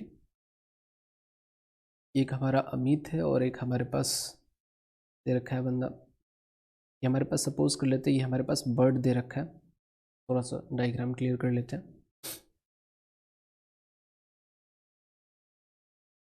ये हमारे पास बर्ड का पोजीशन दे रखा है. ये बर्ड हमारे पास ऊपर फ्लाई कर रहा है और यहाँ से हमारा अमित जो है इसको बर्ड को देख रहा है. तो एंगल ऑफ एलिवेशन जो बन रहा है ये कितना बन रहा है, 30 डिग्री बन रहा है. ये हमारे पास 30 डिग्री का फॉर्मेशन हो रहा है. और ये अमित है हमारा, और ये बर्ड जो है कितने मीटर की दूरी पे है, तो 200 मीटर की दूरी पे है. 200 मीटर की दूरी पे है ये बर्ड. और दूसरे साइड से हमारा यह देख रहा है, ये 50 मीटर हाई बिल्डिंग है हमारे पास. ये हमारे पास 50 मीटर हाई बिल्डिंग है. हॉरिजॉन्टल से 50 मीटर हाई बिल्डिंग है. यहाँ से दीपक अगर इसी बर्ड को देखता है तो इसका एंगल ऑफ एलिवेशन जो है हमारे पास 45 डिग्री दे रखा है. ये 45 डिग्री दे रखा है. यहाँ से जब देखा जा रहा है तो बोला जा रहा है कि ये दीपक से कितने दूरी पे है. तो सपोज कर लेते हैं दीपक से जो बर्ड जो है डी डिस्टेंस की दूरी पे है. अब यहाँ पे सबसे पहले अगर बात करें तो अपने को फाइंड क्या करना है, ये डिस्टेंस फाइंड कर लेते हैं. ये डिस्टेंस फाइंड कर लेंगे तो वहाँ से हमारे पास इस टोटल डिस्टेंस को अपन थोड़ी देर के लिए, जो टोटल डिस्टेंस है इसको अपन मान लेते हैं कि x होगा हमारे पास. तो यहाँ पे साइन 30 डिग्री यहाँ पे अगर लगा दें, साइन 30 डिग्री हमारे पास क्या हो जाएगा, x अपॉन 200. साइन 30 का वैल्यू हमारे पास 1/2 x upon 200. That means x का वैल्यू हमारे पास कितना हो जाएगा, 100 मीटर हो जाएगा. x का वैल्यू हमारे पास 100 मीटर आ गया. अगर यहाँ पे अगर बात करें तो ये हमारे पास टोटल 50 दे रखा है. तो ये जो हमारे पास होगा दीपक के लिए, ये वाला जो होगा, ये वाला रीजन जो होगा ये कितने मीटर का हो जाएगा, सिर्फ 50 मीटर का बचेगा. तो डी डिस्टेंस अपने को फाइंड करना है. दीपक वाले ये ट्राइंगल अगर मैं 2 मान लूँ तो ये ट्राइंगल का अगर पिक्चर आप देखोगे तो कुछ इस तरीके से हमारे पास, यहाँ पे हमारे पास 45 डिग्री बन रहा है. ये डी डिस्टेंस पे ये बर्ड जो है फ्लाई कर रहा है दीपक से, और ये अपने को ये जो हाइट दे रखा है 50 मीटर दे रखा है. तो यहाँ पे भी अपन लगाएंगे साइन 45 डिग्री इस ट्राइंगल में. तो हमारे पास कितना आ जाएगा, perpendicular, that means 50 metre upon d. Sine 45 के वैल्यू हमारे पास 1/√2. 1/√2 is equal to 50 upon d आ रहा है. डी कैलकुलेट करेंगे तो हमारे पास कितना आ जाएगा, 50√2 मीटर हो जाएगा. 2 spheres of same metal of mass 1 kg and 7 kg. The radius of a smaller sphere is 3 cm. The 2 spheres are melted to form a single big sphere. Find the diameter of new sphere. जब भी यहाँ पे देखिए दो concept हमारे पास आ रहा है. जब हमारे पास क्या होता है, दो स्फेयर होता है या दो से ज़्यादा स्फेयर की अगर बात कर ले, फर्स्ट का रेडियस r1 है हमारे पास, दूसरे स्फेयर का रेडियस r2 है.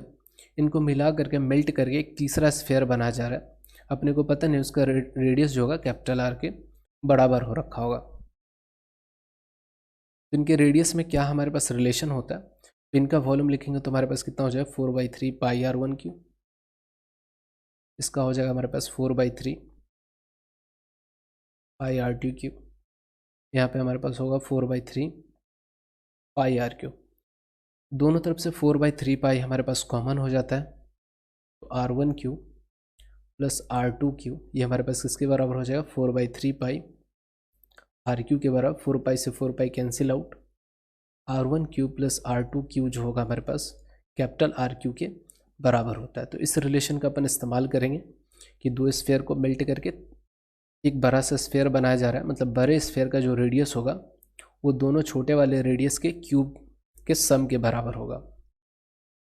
एक रिलेशन हो गया.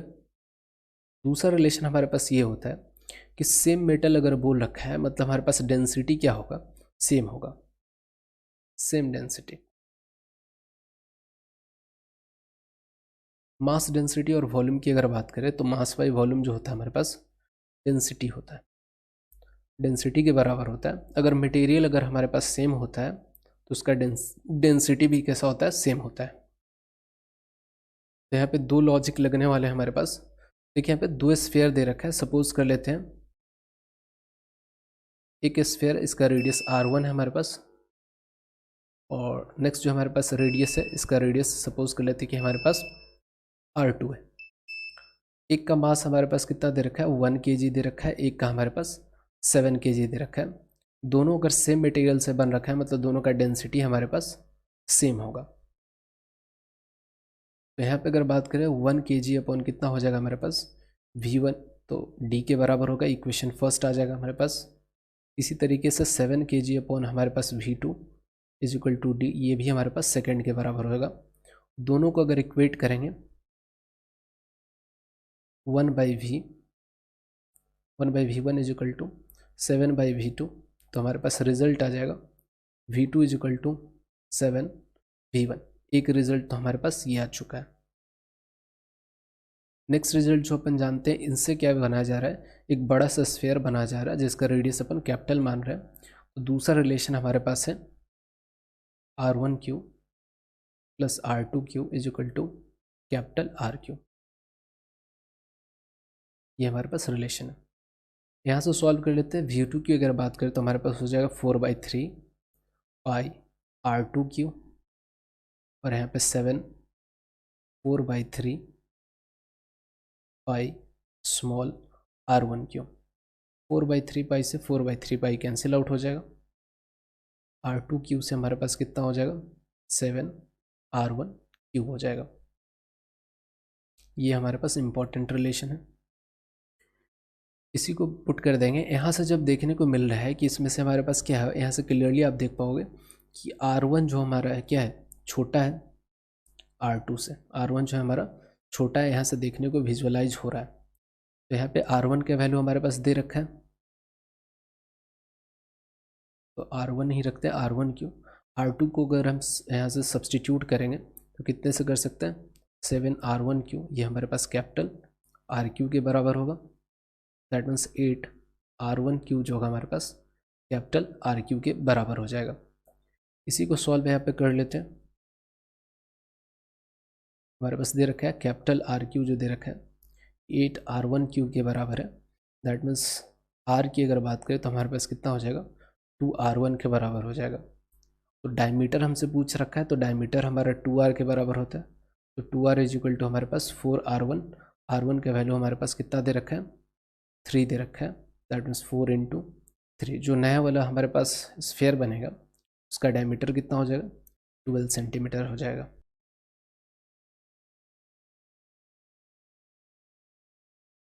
नेक्स्ट क्वेश्चन दे रखा है यहाँ पे कि एक रॉकेट को लॉन्च किया जा रहा है, और यहाँ पे बोला जा रहा है कि जब रॉकेट से उसका फ्यूल जो होता है एग्जॉस्ट ख़त्म जब हो रहा है तो उसका वेलोसिटी जो होता है 240 फीट पर सेकेंड होता है। और एल्टीट्यूड की अगर बात करें तो वो ज़मीन से कितने ऊंचाई पे आ चुका होता है। तो ये हमारे पास सरफेस है, ये सरफेस से कितना ऊपर आ चुका है, 544 फीट अगर ये ऊपर आ जाता है तो इसका फ्यूल ख़त्म हो जा रहा है। और यहाँ पे इस रॉकेट का वेलोसिटी जो दे रखा है 240 फीट दे रखा है पर सेकेंड दे रखा है। और यहाँ पे बोल रखा है कि जो हाइट अटेन होगा वो क्या है, टाइम का फंक्शन है। यहाँ पे h ब्रैकेट में t दे रखा है, इसको बोलते हैं height is a function of time. और यहाँ पे हाइट जो रखा है टाइम पे इस तरीके से डिपेंडेंट है। तो फर्स्ट यहाँ पे बोल रखा है कि how high the rocket 5 second after fuel is exhausted. जब 5 सेकेंड के बाद जब फ्यूल जब एग्जॉस्ट हो जा रहा है तो उसके बाद 5 सेकेंड के बाद रॉकेट हमारा कितने हाइट पे पहुँचेगा। तो पहले ही हमारे पास 544 फीट ऊपर है ज़मीन से, और अब पूछ रहा है 5 सेकंड के बाद और कितना ऊपर जाएगा। तो यहाँ पे h के जगह पे, टाइम के जगह पे आप 5 यहाँ पे पुट करोगे तो हमारे पास कितना आ रहा है, -16 × 5 के स्क्वायर 25 प्लस 240 × 5 प्लस 540। और यहाँ से सॉल्व करेंगे 16 × 25 हमारे पास आ जाएगा 400, और यहाँ पे 240 × 5 हमारे पास आ जाएगा 1200 plus 544। That means 800 plus 544 feet आ जाएगा हमारे पास। 1344 फीट हमारे पास क्या हो जाएगा, मतलब 5 सेकेंड में कितना हाइट ऊपर जाएगा, तो 1344 फीट ये ऊपर जाएगा 5 सेकेंड। अब यहाँ पे हम कब निकाल रखे हैं, how height the rocket 5 second after fuel is exhausted. Fuel exhaust होने से पहले कितना कर चुका है, तो 544। तो यहाँ से आफ्टर हमसे पूछ रखा है, मतलब कि फ्यूल एग्जॉस्ट होने के बाद ये कितना 5 सेकंड में करेगा, तो 1344 फीट जो होगा ये ट्रेवल करेगा। इसी तरीके से नेक्स्ट क्वेश्चन पूछ रखा है, how high the rocket 10 second after fuel is exhausted. Fuel exhaust होने के बाद ये कितना ऊपर जाएगा। तो यहाँ पे हमारे पास इस तरीके से आंसर हो जाएगा, फ्यूल एग्जॉस्ट हो रहा है 10 सेकेंड, यहाँ पे एच के जगह पे कितना पुट करना पड़ेगा 10, दैट इज -16 इंटू 10 का स्क्वायर प्लस 240 इंटू 10, 544, 1600 प्लस 2400, 544। यहाँ पे अगर बात करें तो हमारे पास कितना आ जाएगा,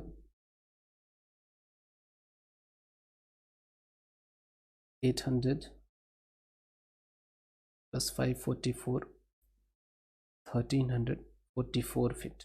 मतलब 10 सेकेंड पे ही हमारे पास कितना आ रहा है, 10 सेकेंड में भी 1344 आ रहा है, 5 सेकेंड में भी 1344 आ रहा है, 5 सेकेंड बाद भी हमारे पास और 10 सेकेंड बाद भी ये 1344 फीट ही कर रहा है, 5वें सेकेंड में भी हमारे पास सेम है। तो मैक्सिमम हाइट कितना अटेन करेगा ये रॉकेट, इसका कहने का मतलब 1300 मैक्सिमम हाइट जो होगा फ्यूल खत्म होने के बाद वो 1344 करेगा। तो आपसे मैक्सिमम हाइट पूछ रखा है, ज़मीन से कितना ऊपर जाएगा, तो 544 फीट तो ये पहले ही आ चुका था, अब ये कितना जा रहा है ऊपर, तो 1344 इसमें ऐड कर देंगे, तो 1888 मीटर 8 फीट जो होगा ये रॉकेट जो होगा ज़मीन से ऊपर जाएगा। बोल रखे हैं कि हमारे पास टोटल 15 बॉल है और एक हमारे पास क्यू बॉल है। अब इस 15 बॉल में अगर बात करें तो इसको दो पार्ट में डिवाइड कर दिया गया है, इस पर नंबरिंग किया गया है। 15 बॉल में 1 to हमारे पास कहाँ तक किया गया है, 1 to 8 जो नंबर किया गया ये कैसा है, नॉन वाइट। और वहीं पे हमारे पास 9 to 15 है, 9 to 15 है, ये कैसा हमारे पास स्ट्रिप्ड दे रखा है। फर्स्ट यहाँ पे बोल रखा है the 15 numbered pool balls, no cue balls, यहाँ पे क्यू बॉल को इंक्लूड नहीं किया गया, are placed in a larger bowl, एक कटोरे में रख दिया और उनको मिक्स किया गया, 15 बॉल को मिक्स कर दिया गया और उसमें से कोई एक बॉल को निकाला जा रहा है। The probability of drawing 8 ball, the 8th ball कहने का मतलब जिसपे नंबरिंग हमारे पास कितना किया हुआ 8 है। तो हमारे पास टोटल नंबर ऑफ आउटकम्स कितना है, पॉसिबल आउटकम्स की अगर बात करें हमारे पास 15 है, क्योंकि टोटल नंबर ऑफ बॉल हमारे पास कटोरे में 15 है, लेकिन जिस पे नंबर 8 लिखा हुआ है हमारे पास,